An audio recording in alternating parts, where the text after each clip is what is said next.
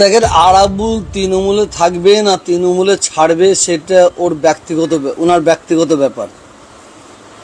তবে আরাবুল একটা পোর রাজনীতির নেতা, মানে আরাবুলের মতন নেতা আমার মনে হচ্ছে যে ভাঙড়ে আছে বলে মনে হচ্ছে না। আরাবুলের দ্বারায় হয়তো অনেক মানুষ কষ্ট পেয়েছে, অনেক মানুষ অত্যাচার হয়েছে,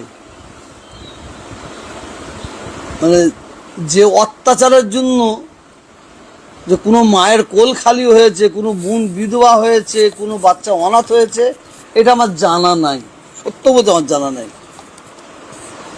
কিন্তু শওকত ওই জালেম ওর দ্বারাই ভাঙড় এবং ক্যানিংয়ের মানুষ অত্যাচারে জর্জরিত।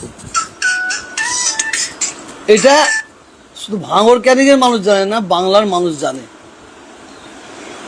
তো আরাবুল শুধু নয়, সারা পশ্চিম বাংলায়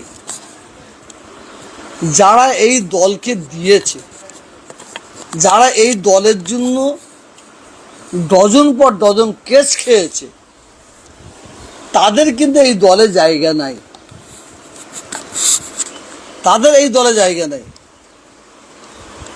তো আমি আরাবুল সাহেবকে বলবো, আপনি তৃণমূল থাকবেন কি কংগ্রেস থাকবেন আমার দেখার দরকার নেই, যে দলেই থাকুন মানুষের সঙ্গে ভালো ব্যবহার করুন, মানুষের মন